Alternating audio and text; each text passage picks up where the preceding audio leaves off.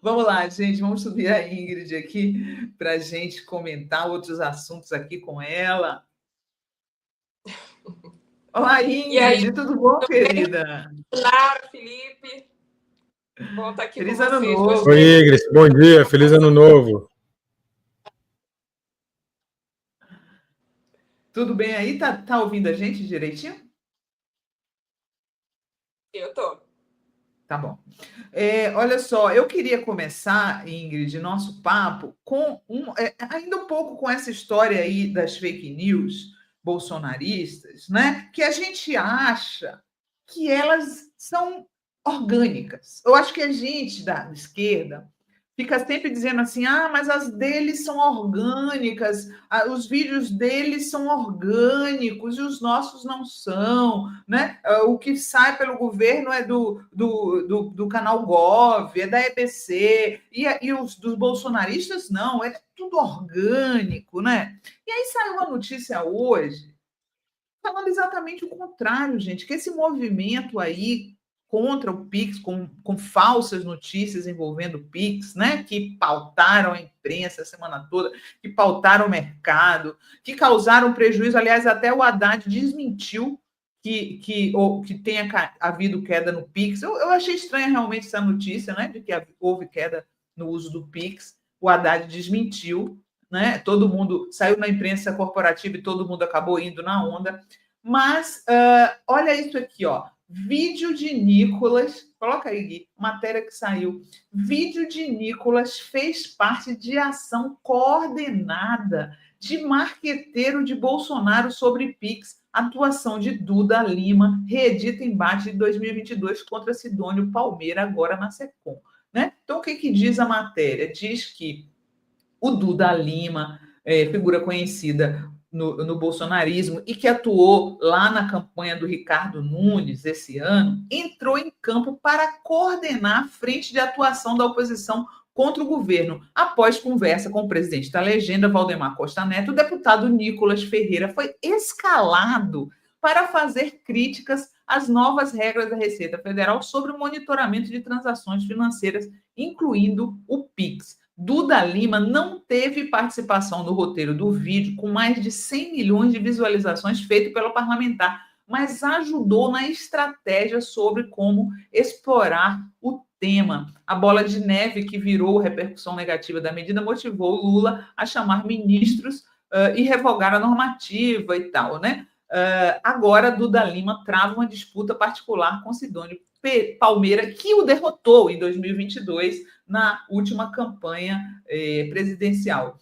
Nos últimos dias, Lima conversou com integrantes do PL sobre a forte rejeição popular ao tema. Segundo aliados, Nicolas foi escolhido para liderar o embate por ter um grande número de seguidores nas redes sociais e ser diretamente atrelado a Bolsonaro. Duda segue sem contrato com o partido e sem compromisso de conduzir uma campanha presidencial, mas está atuando como consultor, né? Então, Ingrid, pelo visto, a esquerda ainda tem uma certa ingenuidade de achar que tudo isso que a extrema-direita consegue nas redes é orgânico, né? Tem uma articulação por trás, inclusive uma articulação internacional por trás, você não acha? Uhum. Não, eu tenho certeza. Eu acho que é uma construção de linguagem, né? A gente tem aqui no Brasil uma questão específica essa frente evangélica que é muito forte. A gente batismo evangélico de uma parte dos evangélicos, desse grupo de neopentecostais, junto a um marketing digital muito forte, né? Tem muito dinheiro, tem muita estratégia colocada aí, né? E a gente sabe que isso já desde a eleição do Bolsonaro em 2018 teve marqueteiro estadunidense, ou seja, a gente tem realmente uma articulação muito forte aí internacional, como você falou. Agora, eu acho que a esquerda, eu não sei se é uma ingenuidade, mas eu acho que é preciso a gente pensar nessa questão da linguagem como algo que seja central na disputa política, na ideia do que a gente está fazendo, do que o governo próprio está fazendo, né? Eu acho que foi uma série de erros aí. Primeiro, uma política que talvez não fosse o momento de fazer, não vou entrar nesse mérito, mas aí depois faz um recuo, e aí o que a gente vê nas redes se não fez porque porque tinha que recuar. Se recuou é porque algo tinha. Ou seja, não sabe se comunicar. Esse governo, não só o governo, como eu acho que a esquerda, de modo geral, não sabe se comunicar. Eu acho que a gente não leva isso à importância que de fato tem. O Lacan dizia que o inconsciente é estruturado como linguagem, né? E tem um Zizek, que é um psicanalista também de esquerda e tal, e ele fala que o inconsciente é para nós, assim como o cavalo de Troia foi para os troianos, ou seja, se recebe como um presente, depois pode se tornar um grande problema, no sentido de que ela coloniza, no sentido de que ela normatiza, no sentido de que ela diz como que uma sociedade vai se construir a partir da linguagem, a partir do que se diz, a partir dessa comunicação. E eu acho que a gente não leva isso, a gente não consegue entender como fazer de tal forma, como a extrema-direita tem feito, para se comunicar com as pessoas de uma maneira mais assertiva, de uma maneira que essa comunicação chegue até lá. Eu acho que o Bolsonaro, ele fazia essa coisa quando ele ia para o antigo Twitter, ficava lá tweetando, né, como se fosse assim... Ele se colocava, inclusive, como um presidente antissistema, e sei lá o que isso significa para um presidente que é justamente tão aliado, né, com os interesses econômicos, sobretudo americanos. Ou seja, mas ele colocava isso. Isso era o suficiente para que essas pessoas que se sintonizam com determinadas falas deles, elas simplesmente sejam mais suscetíveis, inclusive às fake news. Essa fake news do Pix, ela está muito relacionada ao que a gente chama, até na comunicação, de viés de confirmação. Né? Você vai mais ou menos para o lado daquilo que você já tem a partir das suas crenças, daquilo que você de fato defende, ou de que você fantasia, né? Enfim. Então, se aquele meu líder está dizendo isso, eu vou na linha dele. Não me interessa procurar notícia, não me interessa saber se é verdade ou se é mentira. Para mim é simplesmente uma verdade, porque está no meu grupo de WhatsApp, porque foi falado por alguém que é uma referência de tal forma para mim, que isso já é o suficiente. Mas cadê que a esquerda tem uma estratégia? Claro, vocês aqui, eu estou com 2 grandes jornalistas e 2 pessoas que pensam, né, a comunicação de uma maneira estratégica. Eu acho que a gente começar a pensar também de sair um pouco, como você falou lá no início, Sinara, a gente tem, de fato, uma comunicação que eu acho que é muito institucional, né? Ela é muito ainda distante desse grande público, distante do povão. Como fazer para chegar até essas pessoas? Eu acho que, por exemplo, a fala do Haddad, agora mais recente que vocês mostraram, né, que ele vai mais incisivo ali em cima do Nicolas, eu acho que é isso aí. Eu acho que esse tipo de fala está perfeito. Eu acho que tem que ter uma grande cruzada mesmo contra as fake news, porque as fake news elas têm um impacto direto econômico, político, né, no próprio processo, nas estruturas democráticas. Então, assim, não é pouca coisa. E acho que, ao invés do governo estar preocupado ali em recuar, o governo tinha que ir para cima para dizer o seguinte: não tem nada a ver, já explicamos essa parte, agora nós vamos para cima de quem construiu essa falácia, porque isso tem crimes envolvidos, porque tem falsidade ideológica, né? Você tem uma série de crimes ali envolvidos em quem fez, por exemplo, o vídeo com a inteligência artificial do Haddad. Isso é extremamente preocupante. Você pegar e construir um vídeo de inteligência artificial de um ministro de um país tão importante, você simplesmente coloca isso nas redes e depois a gente faz o quê? Esquece? Né? A gente só critica? Ou a gente vai fazer uma grande cruzada contra essas pessoas que constroem esse tipo de fake news? A gente vai fazer uma ligação até chegar nesses grandes nomes, até chegar nessas milícias digitais, para que, de fato, elas sejam punidas. A gente está tendo aí uma postura que eu acho muito importante em relação ao 8 de janeiro, essa coisa da anistia não, né? Os movimentos e as pessoas em geral mais sintonizadas com o campo progressista, elas têm falado isso, elas têm usado isso como, enfim, elas colocam a hashtag na internet, ou seja, elas têm colocado isso como uma bandeira, e eu acho que tem que ter uma bandeira também para os crimes digitais. Né? A gente tem que retomar essa discussão das fake news como algo central, porque isso é exatamente central para definir o que vai acontecer nas eleições daqui a 2 anos. Se a gente não entender que a nossa crise não é uma crise só política, mas é uma crise de linguagem, portanto, uma crise de comunicação, acho que fica muito difícil esse disputar lá daqui a 2 anos é uma chance, enfim, de perder de fato as eleições. A gente tem que tomar isso como algo muito sério, muito central. Não adianta que o Lula faça grandes políticas, a gente sabe as dificuldades que tem no Congresso. Juliano estava falando aqui dessa questão da isenção, né? E tudo isso é ótimo, é muito bom. Mas como é que a gente faz isso? Não consegue avançar no Congresso? né? O Lula não vai usa as comunicações para dizer que isso não consegue passar no Congresso, ou seja, não consegue se aprovar grandes políticas porque não tem um campo de apoio entre os deputados e senadores, e simplesmente a gente vai deixando e vai tentando outro lugar, vai tentando outro campo, ou seja, a gente não comunica isso para as pessoas, a gente não comunica que eles são os verdadeiros responsáveis para que essas políticas não cheguem até essas pessoas. E é isso que a gente precisa tratar aqui. Não adianta fazer grandes políticas, primeiro porque a gente não está nem conseguindo passar elas, mas mesmo que passe, né, a gente não consegue nem sequer fazer com que as pessoas entendam que essas políticas foram criadas por um governo que tem uma determinada forma de pensar, uma determinada ideologia, enfim, um determinado público-alvo ali que ele protege, né, que são os mais pobres, que, enfim, são as pessoas mais atingidas pela desigualdade.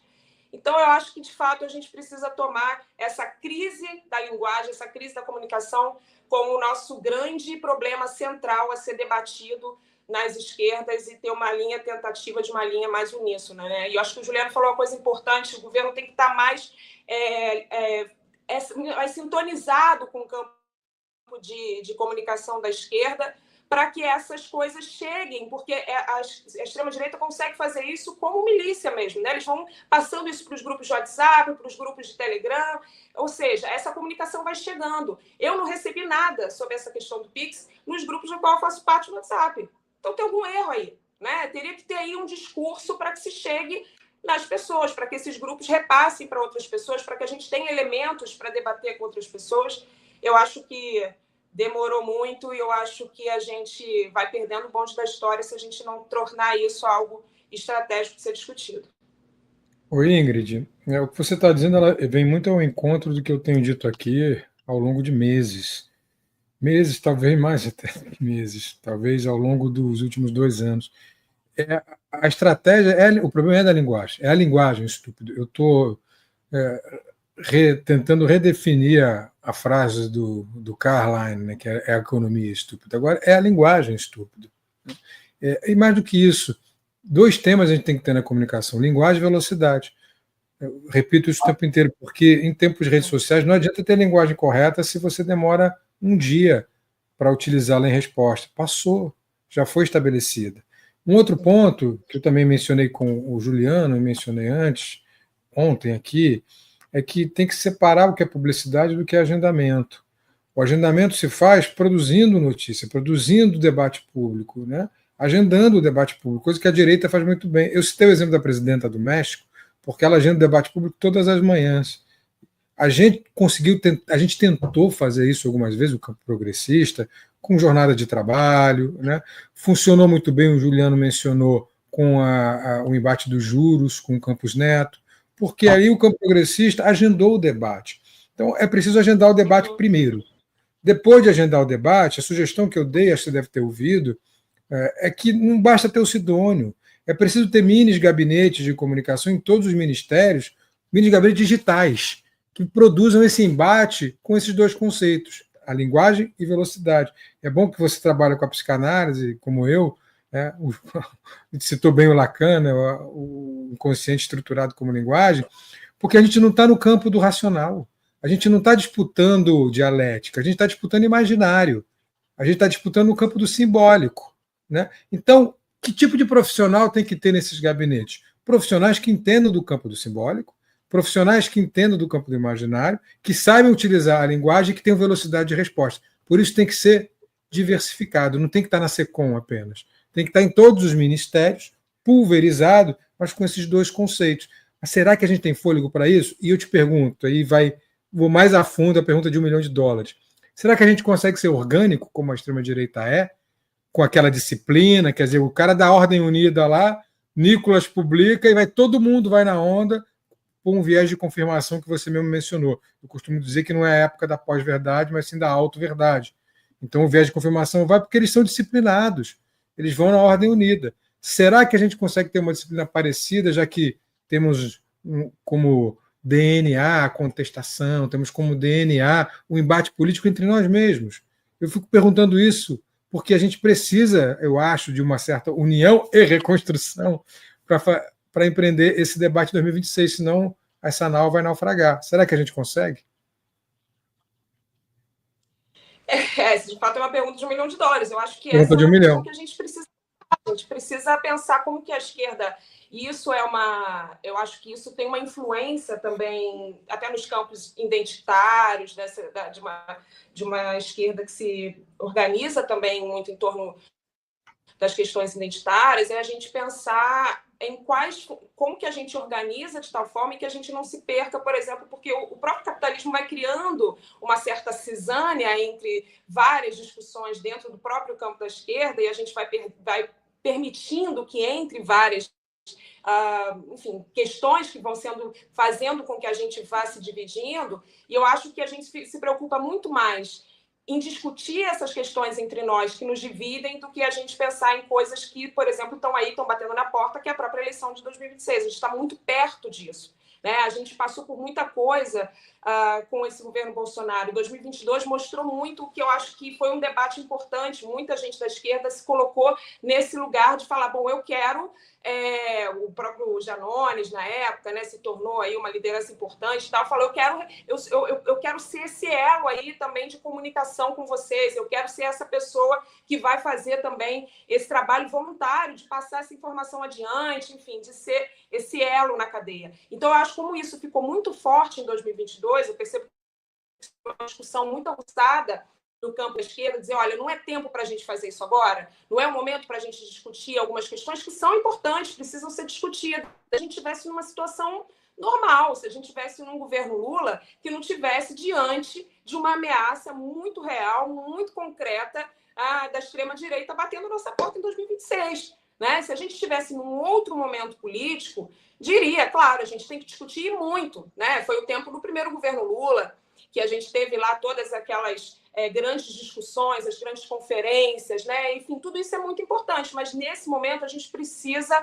priorizar. E eu acho que você falou é muito certo, Felipe, a gente precisa se organizar de tal maneira que não, obviamente, a gente vai passar como são essas milícias digitais, etc. e tal, não é isso. Mas a gente se organizar de uma maneira estratégica, entendendo qual é o nosso objetivo final. Nosso objetivo é a gente conseguir vencer a extrema-direita em 2026. Então, para isso, a gente precisa ter uma voz mais uníssona. Né? E como você falou, a gente está num tempo da auto-verdade, que é exatamente isso. Essas pessoas que estão lá, elas estão ali, elas simplesmente preferem acreditar nessas questões, porque isso fica mais fácil para elas, é mais palatável para que elas mesmo possam se entender ali como alguém que é importante nesse processo. Porque quando você passa, por exemplo, a história do Pix, né, quando eles dizem que foi uma grande vitória da extrema-direita, essas pessoas se sentem parte disso. Eu disse, porra, eu consegui, né? Eu estava lá junto, eu sou parte, eu sou um guerreiro, eu estava lutando junto com eles. Né? Essas pessoas se sentem parte disso. E a gente precisa também ser parte de alguma coisa, a gente precisa ser parte... se sentir e se colocar nesse lugar como parte desse governo, como parte dessa estratégia política de esquerda, como parte de uma esquerda que está tentando sobreviver a essa grande ascensão da extrema-direita, que não é só no Brasil. A gente viu o retorno do Trump. Quem diria? Né? Então, são coisas que a gente vai percebendo no próprio aumento do crescimento da extrema-direita na Europa. Ou seja, isso não é... O que o Brasil conseguiu fazer foi inédito na história do mundo, porque o Lula conseguiu retomar ali, né? Dificilmente você consegue um governo, ainda mais um governo de esquerda, retornar tão rápido depois de um governo de extrema-direita, que geralmente, quando entra, fica no poder por muito tempo. Né? Então, o que a gente conseguiu foi algo inédito, foi algo muito importante na história de todo mundo e a gente precisa se manter ali. Se manter não é fácil. Né? A gente achou que ia ganhar do Bolsonaro e que o paraíso ia ressurgir. Não é bem assim. A gente vê as disputas no Congresso, a gente vê as disputas nas redes, a gente vê o quanto eles ainda são fortes e o quanto eles ainda têm chance real de ganhar. Eu acho que a gente precisa começar a sentir que a água está subindo, sabe? A gente precisa começar a sentir que a coisa está muito perto. 2 anos passa muito rápido. Então, acho que falta esse sentimento, talvez, nosso, de urgência mesmo. Ao invés, beleza, eu acho que também tem que fazer as críticas que são necessárias, as críticas que sejam audazes. Não é isso. Não é deixar de fazer crítico. Mas eu acho que é ser crítico, porém, entendendo quais são as prioridades que a gente tem nesse momento. Eu acho que a prioridade é a gente pensar de maneira estratégica a questão da comunicação. Exatamente. Deixa eu ler aqui uns comentários, Ingrid, eu quero fazer outra pergunta para você. Marcos Carvoeiro fala que houve queda, sim, as bocas de droga não não aceitam mais Pix, só em dinheiro. Luciana Mega, como compartilhar o vídeo do Haddad enfrentando o Nick? Na verdade, enfrentando o Flávio Bolsonaro, tá, Luciana? A gente vai soltar nas redes logo após a nossa live. A Valéria Maia Barcelos fala: não adianta pautar e não manter se a pauta incomoda o mercado ou o centrão, o governo recua, né? É o que a Ingrid estava falando aqui. E o Cortez 13 fala: sendo assim, Janones urgente nas comunicações. Obrigada aí pelos superchats. Eu queria comentar com a Ingrid sobre uma notícia, estava para sair aqui na fórum, mas ainda não saiu, falando que a OCDE disse, né, a gente já tinha comentado aqui uma outra tabela mostrando exatamente a mesma coisa, que o Brasil é o país do mundo que mais acredita em fake news, Ingrid. Eu quero saber por que os brasileiros são os trouxas universais da fake news. Por que o brasileiro ficou tão crédulo? É a ajuda da mídia comercial, porque a mídia comercial ajuda, né? Eu acho que tem essa questão do aumento também das religiões neopentecostais. Isso tem uma relação também muito direta. Eu não sei se o pastor Zé estava aqui, ele estava aqui nos comentários, eu conversei com ele até umas 2 semanas atrás, e a gente estava falando sobre a ascensão desses movimentos da igreja evangélica, muito ligados a um tipo de teologia, né, que geralmente é essa da prosperidade, mas não só da prosperidade, como uma que ele me falou, não lembro exatamente o nome, mas que tem a ver com a dominação, tem a ver com domínio do fato, a teoria do domínio do fato. De dominar o outro, de entender outro é um inimigo, de entender que tem que dominar todos os campos da vida, como a política, como a educação, enfim, todas as áreas da vida, elas têm que estar dominadas por essas pessoas que acreditam, porque são os grandes guerreiros de Cristo, e a gente vai vendo, por exemplo, que isso dá pano para muita manga. A gente tem nas favelas cariocas uma espécie de pastor traficante, né? Ou, enfim, o tráfico que vai lá e acaba com as religiões de matriz africana naquelas que acredita que aquilo é do diabo, né? Mas ao mesmo tempo estão ali, são o próprio tráfico de drogas ou milícias, etc. e tal. Então a gente vai vendo como a religião está entrando nesses aspectos muito fortemente na política. Isso já não é de hoje, né? Mas ela entra com essa postura de que, olha, eu lembro que meu pai falou uma vez, ele estava conversando com um evangélico que era da igreja neopentecostal, e ele foi falando um monte de coisa, e o cara vira para ele e diz: olha, tudo que você fala faz muito sentido, mas a lógica ela é amiga do diabo. Ou seja, a ideia de que o que ele estava falando ali, ele estava, né, fazendo um discurso, mas o que o discurso é amigo do diabo. Ou seja, não tem o que você dizer diante disso, porque é o que o pastor falou, é o que a sua igreja falou. Então você acredita que o outro é o seu inimigo, você tem que combater o seu inimigo. Portanto, aquilo que se diz no seu grupo de WhatsApp é a verdade, não me cabe questionar essa verdade, até porque questionar essa verdade, questiono a mim mesma, eu tenho que questionar as minhas próprias crenças, eu tenho que questionar o meu lugar no mundo, eu tenho que questionar os meus afetos, porque quando eu frequento a igreja, se eu questiono o pastor, eu perco muita coisa, porque eu não estou só questionando e fazendo uma crítica. Eu estou perdendo ali alguém que serve como referência, né? Está num lugar de liderança, está num lugar de pai, está num lugar de proteção, num lugar de acolhimento. Então, se eu questiono a minha igreja, eu perco várias outras coisas. Eu perco o laço social. E acho que é isso que a gente vai patinando nisso, né? Porque contra isso, o que se faz? Contra isso não tem grande política pública que dê jeito, né? Só a comunicação é chegar nessas pessoas, é fazer com que essas pessoas, é chegar nessas igrejas também, né? Fazer com que essa comunicação também chegue nas igrejas evangélicas, porque tem muitos fiéis, inclusive, que acabaram votando no Lula e votaram escondido. Né? Não disseram que votaram no Lula, mas votaram porque não queriam contrariar o pastor. Então, assim, tem esse lugar onde a gente consegue fazer essa quebra, tem esse lugar onde a gente consegue fazer esse racha. Mas precisa ter iniciativa para isso, precisa ter política, precisa pensar isso, precisa chegar nesses lugares, precisa estar lá fazendo trabalho de campo, chegar na base, chegar nessas pessoas. Né? Não adianta, e não vai fazer isso com discurso institucional, não vai fazer isso com propaganda institucional do governo. né? A gente precisa ganhar essas pessoas nos trabalhos de base. Como fazer isso? Eu acho que não sou eu que nem vou dizer, nem tenho a pretensão, mas eu acho que é pensar de tal maneira que a gente retome, né, certas políticas de base, certas políticas de proximidade, uma comunicação de proximidade com esses públicos para ir furando essas bolhas, né? Então, eu acho que isso é um grande aspecto.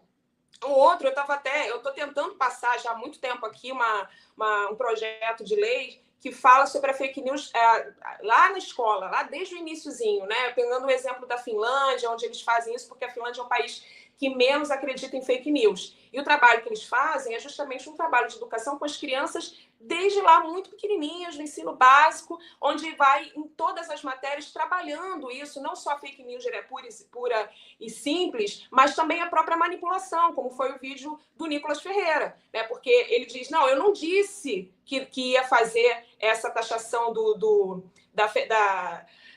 Pix, mas ele insinua certas coisas, mas ele faz de tal maneira, ele dá uma volta ali que ele faz de tal maneira que isso também se chama manipulação e, portanto, isso tem que ser também colocado nesse bolo, porque isso também é uma forma de fake news, né? Como você manipula a informação ali ao seu determinado interesse de tal forma que aquilo vira uma fake news. Então, eu acho que é isso, e eu acho que falta também um ambiente regulatório, né? A gente precisa de ambiente regulatório, acho que a gente precisa fazer uma grande caçada a esses produtores de fake news que simplesmente hoje agem, a internet continua agindo como uma terra sem lei, como uma terra de ninguém. Então, de tal forma que a gente teve uma ação muito dura em relação ao 8 de janeiro, tem que ter uma ação muito dura em relação a quem produz fake news, porque isso cria um ambiente da própria institucionalidade, das próprias estruturas democráticas, ele fragiliza essas estruturas, né? E ele pode, inclusive, ter realmente repercussões econômicas. Pode ser fake news, a história que diminuiu aí o número de transações de Pix, mas a gente pode dar vários exemplos aí de situações políticas como a própria vacina, pessoas que não se vacinaram, né, o que é algo muito grave. Pessoas não se vacinaram porque ouviam fake news. Então, a gente está falando aí de algo concreto que tem a ver com a saúde das pessoas, tem a ver com a vida das pessoas sendo colocada em risco por conta de fake news. Então, acho que tem que ter aí realmente uma grande cruzada, envolver todos os setores, o MPF já está junto nisso, mas a gente tem que botar todos os setores envolvidos como uma cruzada mesmo contra as fake news. Eu acho que isso é fundamental nesse momento e a gente está até atrasado nisso, né? Então, são essas duas coisas que a gente precisa pensar, política de base e política regulatória. Sinara, a gente tem a imagem do livro da Ingrid para mostrar aí? Sim, eu quero fazer essa pergunta que ela tem falado muito, né? Sobre a Vamos mostrar o livro aí. Mulheres. Amizade entre mulheres, eu queria perguntar para ela sobre isso. Para revolucionar o amor, o livro que a Ingrid lançou no final do ano passado, A Crise do Amor Romântico e o Poder da Amizade entre as Mulheres. Essa história da amizade entre as mulheres, né, Felipe e Ingrid? É uma coisa assim que parece que muita gente, o machismo, o patriarcado, adora criar intriga entre as mulheres. Você sabe uma coisa que eu sempre me irritou demais, Ingrid? A famosa cena da porradaria entre mulheres por causa de homem novela, né? Então, toda vez que uma novela está mal de audiência, aí eles botam duas mulheres para brigar por causa de homem. Quando eu queria muito ver um dia uma mulher indo para na voadora para cima do cara, e não para cima da outra mulher, né? Eu gostaria. Você acha que a sociedade explora mais a inimizade entre as mulheres do que a amizade, Ingrid? Não, sem dúvida. Eu falo no livro, isso é uma construção histórica também, né? Os mitos, as narrativas que foram sendo criadas para dividir as mulheres. Faz parte de uma estratégia, né? A gente fala o Império Romano usava muito a estratégia do dividir para conquistar, que não é só através de guerras, da violência física direta, que você divide um determinado grupo, uma população, enfim, você faz isso também de maneira subjetiva, através dessa violência simbólica, que é ir dividindo esses grupos que é para dominar, para controlar. Então, eu vou falando como, historicamente, isso foi sendo feito. As mulheres, primeiro da organização das mulheres inicial, nem sempre a gente viveu no patriarcado, ele é muito mais recente do que outras formas da gente se organizar, inclusive das sociedades matrilineares, etc. Então, a partir do patriarcado foram as mulheres foram sendo divididas, foram sendo colocadas no ambiente doméstico para sair desse ambiente coletivo. Então, eu falo da amizade como algo que é extremamente revolucionário.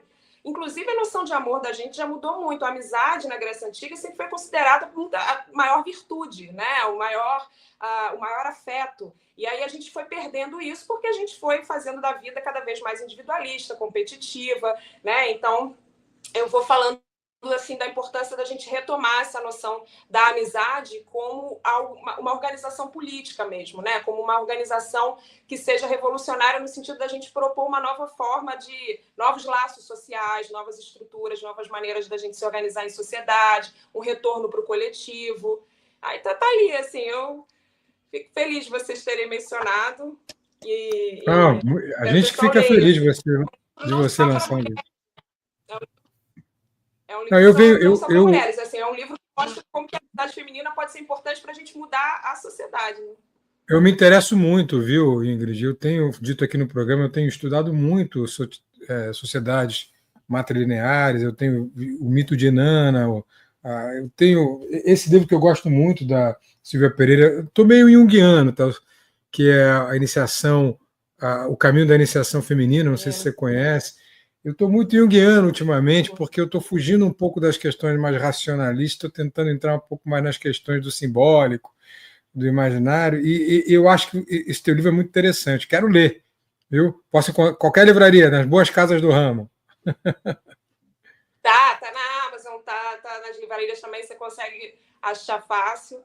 Se eu puder, eu vou lá e mando para vocês com uma dedicatória. Por favor, vou pedir isso sim. Querida, muito obrigado. Foi excepcional, como sempre, esclarecedora a sua entrevista. Mais uma vez, obrigado por vir aqui no 11h30. Prazerzão, Ingrid. Adoro conversar com a Ingrid, gente.